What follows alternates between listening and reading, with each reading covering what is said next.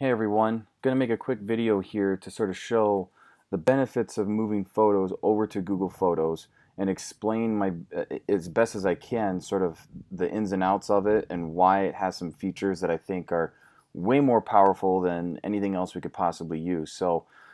First, in order to get to Google Photos, I have to have a Google account. So I'm at google.com here, and you'll notice that I'm not signed in to my Google account yet, but once I do click sign in, you'll notice that I have a few different Google accounts. That's because most schools have gone Google in those cases. But what I'm going to do is I've selected sort of an account that is my private account, my account that I've had since the beginning of time pretty much, that I know is going to be my own personal account that I'm going to access over and over and over again. And all I got to do is simply log in. And once I'm logged in, I'm still at google.com, but you'll notice my name is here, my picture is here. This lets me know that I'm signed in. And when I go to these squares are Google apps that are totally free and available to me. And if you haven't really explored these apps that much, I highly recommend you do, because there are some great tools here that can really make your online productive life easier. And especially Google Drive. If you are an individual who does not know what Google Drive is, or Google Docs or anything like that, talk to any high school or middle school student at Central, because they utilize Google Docs all the time, and it's a fantastic collaborative tool. The best part is it saves your documents as you type. So no more typing half a page and then having Microsoft unexpectedly quit, and now you've lost that information. So this is totally free, and I recommend utilizing that as much as you can. But down below I see Google Photos, and when I click on that, you'll see my Google Photos, which I have no problem with. And there are a few ways to sort of upload here. You'll notice that I have some videos and pictures here from the wrestling camps the last few days and so forth. But there are two ways I can really upload photos. The one way is I could simply click on this little cloud, and it'll ask me to select what photos I want to upload. Or the easiest way is to just drag them in. Now I'm going to drag one photo in from my desktop. But if I was to take all the photos from my places that I was saving from, for example, for me, I had probably 50 gigabytes worth of photos and videos on an external hard drive, and then I had another 15 gigabytes of photos on my Flickr account, which has 1 terabyte of free storage, and I thought, oh, that's plenty of storage of what I need, so I'm going to go ahead and use that. Well, the problem is I started to get my photos fragmented into these different places, and I need all of them to sort of sync up and communicate with one another so I can access them all in one place. Well, that's what Google Photos is. So wherever your photos are, I recommend taking them from that location and then putting them in a folder on your desktop.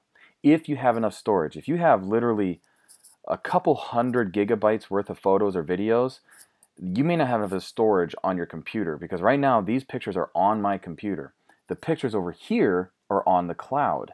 They're not taking up any space on my computer whatsoever, which is one major benefit. And the best part is, if my computer crashes, I would lose these documents on my desktop, or I would lose the pictures in my Photos account for the most part. Those are also synced up to your iCloud, but that's a whole other story.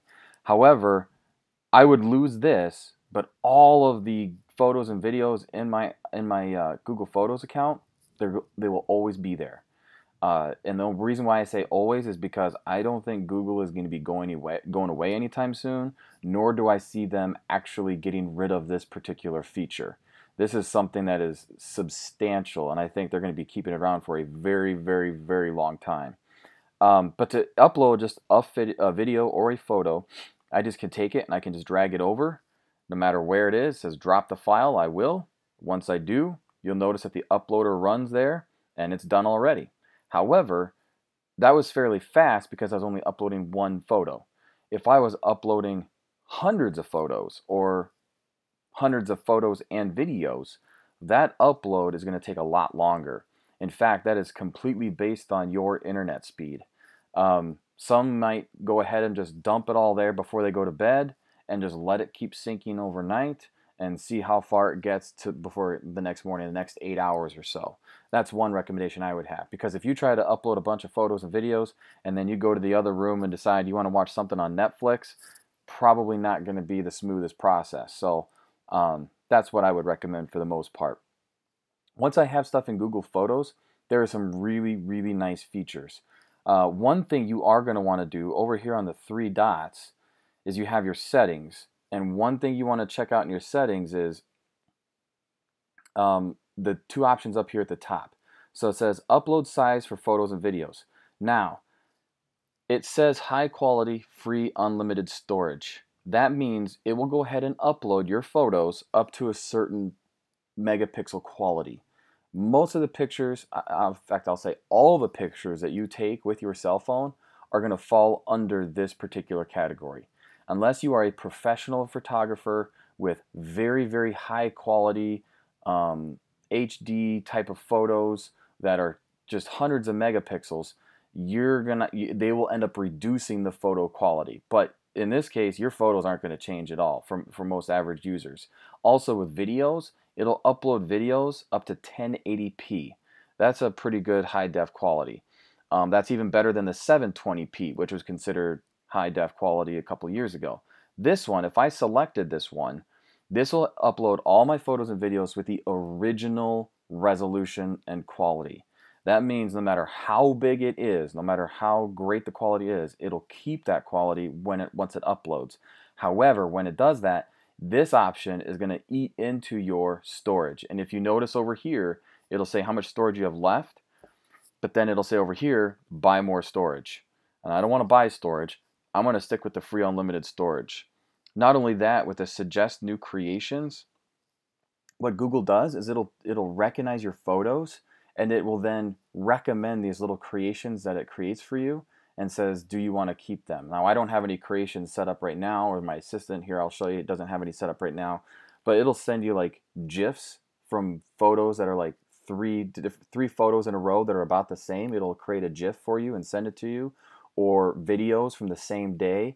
If you take a bunch of pictures from your vacation on Florida, what it'll do is it'll take those pictures and those videos and it will combine them into a small little story, and then you can save that story to your Google Drive. Like, it does all of that automatically for you, which is really cool. And I highly recommend that you check group similar faces and make sure that is turned on as well. I don't have my Google Drive option turned on. I don't want to put them in my Google Drive. I kind of want to keep them separate. And this one, remove geolocation and items shared by link. So if I were to share a photo with someone and I don't want them to know where that photo was taken, I could turn that on. Otherwise, based on where I take my photos, it'll group them based on location as well. So when I go into the assistant, I don't have anything here, but this is where Google does their little magic with their algorithms, and they'll create little fun things for you, and you can decide to save them to your drive or not. But this is the really neat feature. If I go to photos, and sorry, not just photos, but if I go up to the search, and when I go up to search, this is where the algorithms of Google get really cool. They have faces or people. They will group photos based on people. They have photos based on places. So every picture that I have ever taken in Elkader will be in this folder. Every picture I've ever taken in Prairie du Chien, and so on and so forth. Down here, and this is really neat, let's say I don't remember when I took those pictures at the park that one year, but I'm looking for that one picture.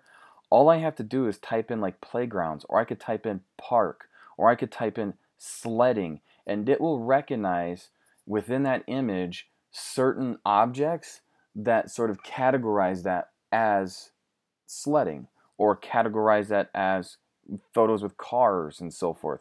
This one kind of, it's a goat, but it kind of looks like a horse. That's why it grouped them with horses, and so on and so forth. So it'll group them based on things. And then down below you have these types where here are your creations that Google has made, and then over here are the videos where it'll take out all the photos and it'll just show you the videos, and then you can go through and enjoy just the videos. And honestly, that's one of my favorite features that I like to use, and the kids like to go through that as well. But at the very top, here's where it gets really neat. If I click on, let's say, I could do the exact same thing with Braxton, but Tenley is younger, so I'm going to click on her because there'll be a little bit less photos. But you'll notice the most recent photos that have Tenley at the age of 5. Now, watch what happens when I start to scroll down. I scroll farther and farther and farther. It's trying to load the pictures. We got February 2011. She's looking younger. It recognizes Tenley's face all the way to the day she was born. These are all photos of Tenley the day she was born, all the way up to her current age. That's how powerful these algorithms are. So if I'm looking for all photos of Tenley, all I got to do is click on her face and it'll bring up all the photos of Tenley, even as her face changes over the course of time. That's how neat this really is. So I recommend just Google Photos for that feature alone, because think about when, my kids' graduation someday. All I got to do is click on their face and I have all the pictures I need of them, which may be hundreds and hundreds and hundreds, maybe over 1,000 photos. But in that case, all I got to do is select the ones that I want and put it into a slideshow if I was looking to do that down the road. But you'll see that there are some very powerful things that Google Photos could do that other photo creators or storage places cannot do. And I really think the searching feature is going to be a game changer in that regard. If you have other further questions, feel free to message me on Facebook or anything else like that. I think this will really get people started. Just make sure that you pull those photos from your original places, put them in one single folder is what I would recommend doing, if possible. Otherwise, all you got to do is just drag them over in there, and it will go ahead and start to upload those photos. So happy uploading. I hope this helps everyone. Feel free to contact me if you need to.